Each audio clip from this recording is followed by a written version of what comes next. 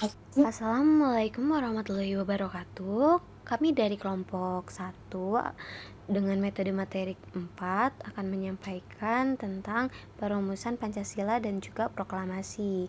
Untuk itu sebelumnya izinkan kami perkenalkan diri dulu. Untuk rekan saya yang pertama akan menyampaikan ada Nadia. Untuk Nadia boleh silahkan perkenalkan diri. Halo semuanya, perkenalkan nama saya Nadia Inwati Junior dengan MPM 230211373. Baik, untuk selanjutnya ada Vina. Halo semuanya, perkenalkan nama saya Revina Fitri Arismayani dengan NPM 2311374. Baik, untuk sebelumnya kembali lagi dengan saya di sini. Nama saya Riani Nurul Kulsum dengan nomor NPM 230211377. Baik, untuk presentasi pertama akan disampaikan oleh Nadia ya. Baik, ditunggu sebentar ya. Oke, di sini aku bakal ngejelasin tentang proses terbentuknya BPUPKI. Jadi, perumusan Pancasila itu dimulai di Indonesia yang dijajah oleh Jepang pada tahun 1944. Nah, Jepang itu berusaha meminta bantuan mereka dengan menyerahkan kemerdekaannya kepada rakyat Indonesia. Dikarenakan Jepang itu hampir dikalahkan oleh Sekutu, namun Jepang itu tidak mau menunjukkan tanda-tanda itikat baiknya terhadap Indonesia, sehingga rakyat Indonesia ini uh, menuntut kemerdekaannya kepada Jepang karena janji yang diberikan oleh Jepang kepada Indonesia tersebut. Tuh. Nah, akhirnya Jepang itu mengumumkan rencana untuk membentuk Badan Persiapan Mandiri yang disebut dengan Badan Penyelidikan Persiapan Kemerdekaan Indonesia atau BPUPKI. Itu boleh di next. Oke. Terus di sini juga ada yang sesuai namanya ya, Badan Penyelidikan itu kita selidiki dulu nih, kayak gimana caranya supaya Indonesia merdeka, dasarnya Indonesia merdeka itu apa, sama siapa kemudian pemerintah Indonesia, sama gimana sih bentuk pemerintahannya. Masuk ke prosesnya, dipilihlah pemimpin jalannya persiapan kemerdekaan Indonesia yang diketuai oleh Dr. Rajiman Widyodiningrat, di mana ia adalah sosok priayi Jawa yang berpengaruh sekaligus penggagas Budi Utomo. Lalu wakilnya itu adalah Suroso dan Ichibamase yaitu dari Jepang. Nah, setelah dipilih ketua dan wakilnya pada tanggal 28 Mei 1945 dilaksanakanlah pelantikan anggotanya yang berjumlah 28 anggota gitu. Boleh di next. Lalu kita masuk di sidang 1 BPUPKI, di mana itu dalam mempersiapkan kemerdekaan Indonesia, BPUPKI ini menggelar sidang perdananya pada tanggal 29 Mei hingga 1 Juni 1945 yang membahas tentang rumusan dasar negara. Nah, adapun dalam perumusan ini tuh terdapat 3 tokoh yang mengusulkan asas-asas atau dasar-dasar negara. Boleh next?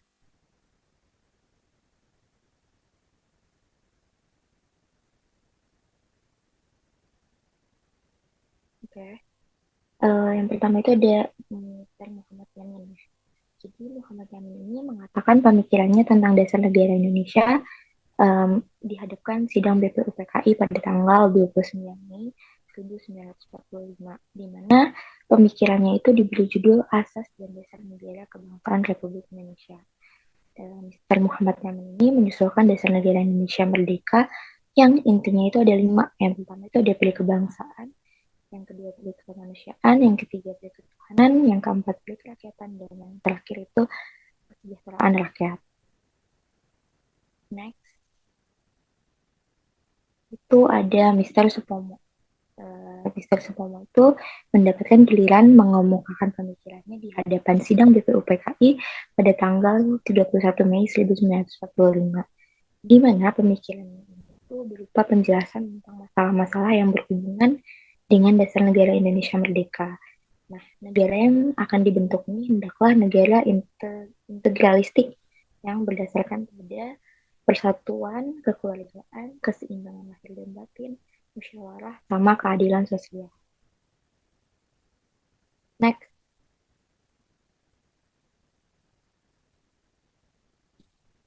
Dan yang terakhir itu ada Insinyur Soekarno. Jadi pada tanggal 1 Juni 1945, Insinyur Soekarno ini mendapatkan kesempatan untuk mengemukakan dasar negara Indonesia merdeka.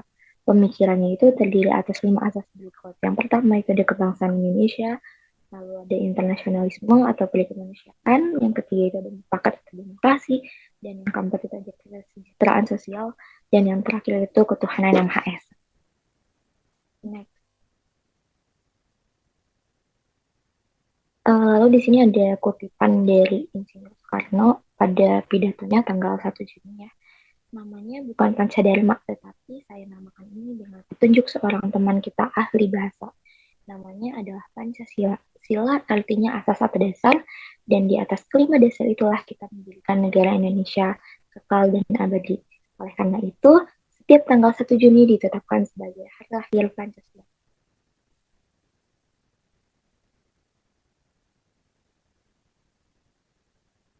Lalu ada hasil sidang BPUPKI pertama.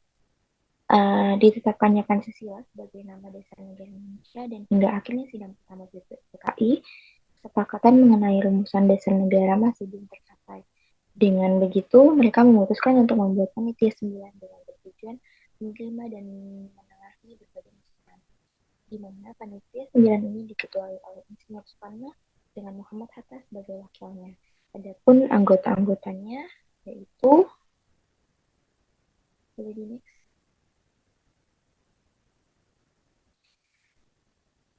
bisa dilihat di sini ada Soekarno sebagai ketuanya, lalu ada Muhammad Hatta sebagai wakil ketua, lalu ada Ahmad Subakjo, terus ada Muhammad Yamin, lalu ada Kiai Haji Wahid Hasim, ada Abdul Kahar Muzakir, ada Abi Kusno Jokro Sujoso, ada Abu Salim, dan ada Malamina. Dan selanjutnya akan dipaparkan oleh Vina. Terima kasih. Baik, materi selanjutnya yaitu sidang tidak resmi. Dari sidang pertama ke sidang kedua itu jedanya ada waktu sekitar 1 bulan. Akan tetapi mereka tidak diam saja. Mereka mengadakan rapat, namun rapat tersebut tidak resmi. Pembahasan mereka nggak hanya sekedar dasar negara Pancasila, mereka juga membuat konsep rancangan untuk pembukaan Undang-Undang Dasar Negara Republik Indonesia. Pada tanggal 22 Juni 1945, rumusan-rumusan tersebut diresmikan dengan menandatangani oleh Panitia 9 dalam dokumen yang bernama Piagam Jakarta atau Jakarta Charter. Hasil Piagam Jakarta tersebut disampaikan pada sidang kedua BPUPKI. Selanjutnya kita akan masuk ke materi sidang kedua BPUPKI. Nah, di sidang kedua BPUPKI ini membahas tentang rancangan Undang-Undang Dasar, bentuk negara, wilayah negara, kewarganegaraan, susunan pemerintahan, unitarisme, federalisme, dan semua unsur pembangunan negara. Setelah merdeka juga pengesahan mengenai hasil Piagam Jakarta yang berlangsung pada hari kedua yaitu tanggal 11 Juli 1945. 14 Julinya menyampaikan hasil rancangan Pernyataan Indonesia Kemerdekaan yang diambil dari 3 alinea pertama Piagam Jakarta. Selanjutnya, next. Hasil sidang BPUPKI kedua berupa laporan hasil pembahasan yang dilakukan oleh panitia kecil yang tadi ada di sidang tidak resmi. Kemudian di sidang BPUPKI kedua ini, Jepang membubarkan BPUPKI. Selanjutnya,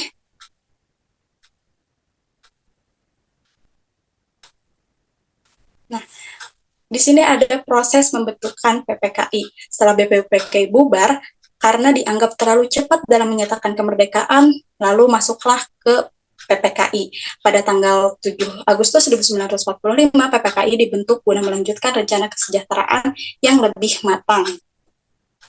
Selanjutnya, PPKI ini adalah singkatan dari Panitia Persiapan Kemerdekaan Indonesia. PPKI ini otomatis akan dibubarkan ketika tugasnya telah terlaksana yang dapat terlihat melalui keputusan sidangnya. Tujuannya yaitu mempersiapkan penyerahan kekuasaan Indonesia yang awalnya dimiliki oleh tentara Jepang. Kekuasaan inilah yang direncanakan bakal diserahkan untuk rakyat Indonesia sendiri. PPKI juga bertanggung jawab untuk menyelesaikan serta mengesahkan Undang-Undang Dasar dan Falsafah Negara Indonesia Merdeka yang sebelumnya sudah dipersiapkan oleh BPUPKI, dan PPKI bertugas untuk mengesahkannya. Selain itu, PPKI juga bertugas untuk memusyawarahkan dan menetapkan bagaimana pelaksanaan pemerintahan setelah Indonesia merdeka. PPKI ini berjumlah 27 orang, awalnya 21, namun mengalami penambahan anggota dari golongan muda yang menginginkan kemerdekaan tanpa adanya komando dari pihak Jepang. Kenapa sih? Karena di mana golongan muda ini mendambakan kemerdekaan Indonesia atas upaya mandiri bangsa Indonesia sendiri, bukan kemerdekaan yang diberikan oleh Jepang. Nah, dari situ teh ada 3 tokoh pentingnya nih, yaitu pertama Soekarno sebagai ketuanya, Muhammad Hatta sebagai wakilnya, dan Rajiman Widyodiningrat. Selanjutnya,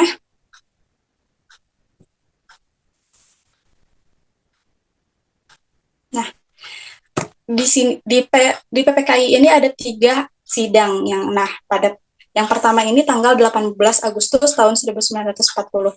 Terdapat 3 poin utama yang menjadi hasil sidang pertama ini, yang dimana pengesahan pembukaan, batang tubuh aturan pemeliharaan Undang-Undang Dasar, menetapkan Soekarno dan Muhammad Hatta sebagai presiden dan wakilnya, mengusulkan pembentukan komitmen nasional yang membantu presiden menjalankan tugasnya.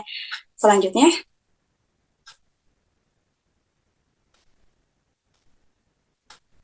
nah, sidang keduanya itu pada tanggal 19 Agustus 1945, di mana membicarakan terkait organisasi pemerintahan. Yang pertama, adanya kabinet presidensial dengan 12 kementerian dan 4 lembaga. Yang kedua, wilayah RI dibagi menjadi 8 provinsi. 8 provinsi ini yaitu wilayah pertama Jawa Barat, Jawa Tengah, Sumatera, Jawa Timur, Sunda Kecil, Maluku, Sulawesi, dan Kalimantan. Terus dibentuknya tentara karena pembubaran HOI, PETA, dan Laskar Rakyat. Dan selanjutnya ada next.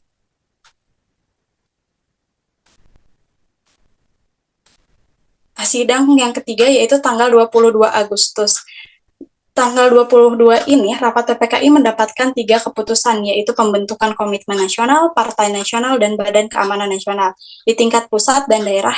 Dan setelah berhasil mengadakan sidang dan menghasilkan keputusan, PPKI dibubarkan pada tanggal 29 Agustus, dan para tokohnya berlanjut membahas KNIP yang bertugas membentuk presiden.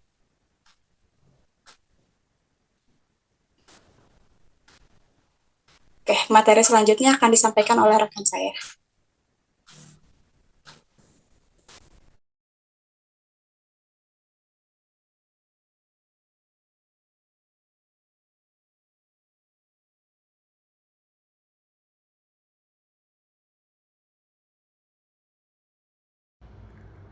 Baik, selanjutnya dengan saya dari materi perumusan proklamasi dengan penyerahan Jepang kepada sekutu. Baik, dari penyerahan Jepang kepada sekutu berawal dari Jepang yang ingin memerdekakan bangsa Indonesia. Soekarno dan Hatta mereka berangkat ke Dalat pada tanggal 9 hingga 12 Agustus 1945. Di Dalat mereka bertemu dengan panitia PPKI untuk membicarakan tentang proklamasi kemerdekaan Indonesia yang nyatanya memang sudah dirancang sejak tanggal 24 Agustus 1945. Namun nyatanya Jepang menyerahkan diri tanpa syarat kepada sekutu di tanggal 15 Agustus 1945.